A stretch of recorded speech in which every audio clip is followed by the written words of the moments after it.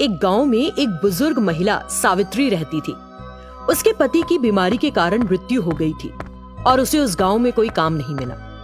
इसीलिए वो शहर चली गई और एक शहर की सीमा पर स्थित एक पुराने घर में रहने लगी। सावित्री ने मिठाई के साथ साथ नमकीन तैयार करने और उन्हें बेचने का फैसला किया। उसके लिए उसने कुछ धनराशि के साथ जो उसके पास थी सभी आवश्यक चीजें खरीदी। उसने भोर में उठने, मिठाई और नमकीन तैयार करने और उन्हें घर के बाहर के चबूतरे पर रखकर बेचने और रात को जल्दी सोने के बारे में सोचा। रात में पड़ोसी के घर से एक मुर्गे ने एक बिल्ली को देखा और चिल्लाया। ये सुनकर सावित्री ने सोचा कि सुबह हो गई है। तुरंत उसने विभिन्न व्यंजनों के लिए घोल तैयार किए और पिछवाड़े में एक स्टोव की व्यवस्था की। फिर उसने उन व्यंजनों को पकाया। इसी बीच एक बुजुर्ग व्यक्ति वहाँ आया। कौन है वहाँ? क्या कोई नया व्यवसाय शुरू किया है? तब सावित्री बोली, हाँ, मिठाई तैयार है, आप खाना चाहेंगे? उसने उस आदमी को मिठाई के 4 टुकड़े दिए। इस बीच 3 और लोग वहाँ आ गए। उन्होंने वो सारी मिठाइयाँ खा ली। उन्हें वो मिठाइयाँ बहुत स्वादिष्ट लगीं। तभी उनमें से एक आदमी ने सावित्री से कहा, तुमने एक अच्छा व्यवसाय शुरू किया है। तुम हर दिन तरह तरह के व्यंजन तैयार करती रहना। हम इस समय रोजाना सोने के लिए संघर्ष करते हैं। फिर उनमें से एक और व्यक्ति सावित्री से बोला, तुम कल चपाती और चिकन करी तैयार करना, किसी और को ना बताना। सावित्री हंस पड़ी और समझ गई कि वे गुप्त रूप से उन चीजों को खाने के लिए आ रहे हैं जो खुले तौर पर नहीं खा सकते। ठीक है, क्या मुझे चिकन करी बनाना आता नहीं? उन सभी लोगों ने जो खाने की चीजें खाई उसके लिए सावित्री को कुछ पैसे दिए और चले गए। जब सावित्री ने उन पैसों को गिना तो वो उस राशि से 10 गुना अधिक थे जिसकी उसने उम्मीद की थी। वो हैरान भी हुई और खुश भी, क्योंकि उसका नया व्यवसाय बहुत लाभदायक रहा था। फिर एक लंबे समय के बाद सुबह हुई।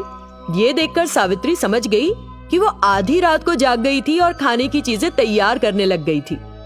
अगली सुबह उसने कुछ और पैसे खर्च किए और 2 मुर्गियां खरीदी। उसने आधी रात तक चपातियां और चिकन करी तैयार कर ली। पिछले दिन आए आदमियों ने फिर से आकर चपातियां और करी खाई। फिर उन्होंने उसे पैसे दिए और चले गए। उस दिन सावित्री को अच्छा लाभ हुआ। इसी तरह सावित्री ने आधी रात को अपना व्यवसाय जारी रखा और भारी मुनाफा कमाया। एक कंजूस आदमी सावित्री के घर के पीछे स्थित एक घर में रह रहा था। पैसा पाने के लिए वो कुछ भी कर सकता था। एक दिन वो रात को सो नहीं पा रहा था और उसे कुछ स्वादिष्ट पकने की खुशबू आई। उसने सोचा कि गंध कहाँ से आ रही है और अपने घर की छत पर चला गया। सावित्री अपने घर के पिछवाड़े में अकेली बैठी थी और चूल्हे पर चिकन करी पका रही थी। वो कंजूस व्यक्ति उसको उत्सुकता से देखने लगा। इस बीच वो पिछवाड़ा कई लोगों से भर गया। तब सावित्री ने उन्हें कुछ व्यंजन परोसे और उनसे पैसे लिए। जब उन सभी लोगों ने जगह छोड़ दी तो उसने सारे पैसे नीचे रखे और गिनना शुरू कर दिए। एक ही बार में इतने पैसे देखकर, सिर्फ एक दिन में इतना पैसा?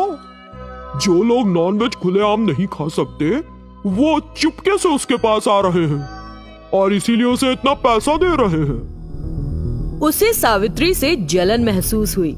फिर उसने सावित्री को उस घर से भगाकर उस व्यवसाय का मालिक बनने की सोची। अगले दिन उस कंजूस आदमी ने दोपहर में सावित्री के घर का दरवाजा खटखटाया। दरवाजा खोलने वाली सावित्री ने उस आदमी को देखा तो चौंक गई। बेचारी औरत, इतनी स्वस्थ हो, फिर ऐसी स्थिति में क्यों पड़ी? सावित्री जो उसकी बातों को समझ नहीं पाई, थोड़ा डर गई और असमंजस में पड़ गई।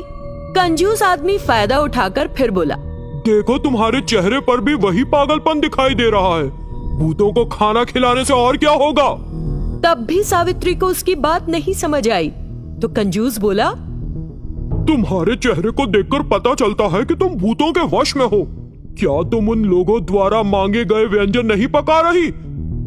सावित्री को अब उसकी बात समझ आई और बोली, मैंने व्यंजन पकाए क्योंकि उन्होंने मुझसे पकाने के लिए कहा। वो भूत तुमसे ऐसे ही कहेंगे और खाएंगे, फिर वे आखिर में तुमको भून के खाएंगे। एक शुभचिंतक के रूप में कह रहा हूँ। ये सुनकर सावित्री जोर से चीखी, क्या? आधी रात को जो आ रहे हैं वो भूत हैं। क्या तुम्हें अभी भी संदेह है? वे भूत हैं जिन्होंने पहले इस घर में रहने वाली बूढ़ी औरत को खा लिया था। तो सावधान रहो, इस घर को छोड़ दो और जल्द से जल्द कहीं चले जाओ। सावित्री ने फौरन अपनी सारी चीजें बांधी और उस घर को उसी वक्त छोड़ दिया। कंजूस आदमी बड़ा खुश हुआ और घर चला गया और अपनी पत्नी से सब कुछ कहा। तुम आज रात से सावित्री की जगह जाकर बैठो, तब हम बड़ी रकम कमा सकते हैं। नहीं नहीं, मैं नहीं बैठूंगी, मुझे डर लगता है। तुम चाहो तो जाओ और जाकर बैठो। कंजूस आदमी सावित्री की जगह बैठ गया और आधी रात को मिठाइयाँ बनाई। थोड़ी देर बाद वो सभी आदमी वहाँ आए और पूछा, अरे सुनो, इस घर में रहने वाली महिला कहाँ चली गई?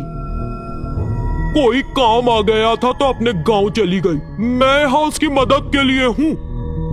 लेकिन उन्हें उसकी बनाई मिठाइयाँ पसंद नहीं आई। आज हमने किसी तरह ये खा लिए, लेकिन कल से चिकन करी और चपातियाँ बननी चाहिए। तो वो कंजूस आदमी झट से बोला, पहले मुझे पैसे दो, वरना खाकर बिना पैसे दिए चले गए तो मैं क्या करूँगा? ये सुनकर उन बुजुर्गों की आंखें आग की तरह चमकने लगी। बदमाश, बेवकूफ, क्या तुम हमें खाने के लिए नहीं दोगे जब तक हम तुमको पैसे नहीं देंगे? ये कहने की तुम्हारी जुर्रत कैसे हुई? जो भी खाना मांगे उसे तैयार करो, वरना हम तुम्हारे ही टुकड़े करेंगे, उन्हें स्टोव पर भूनेंगे और खा जाएंगे। और सावित्री जल्द से जल्द वापस आ जाए।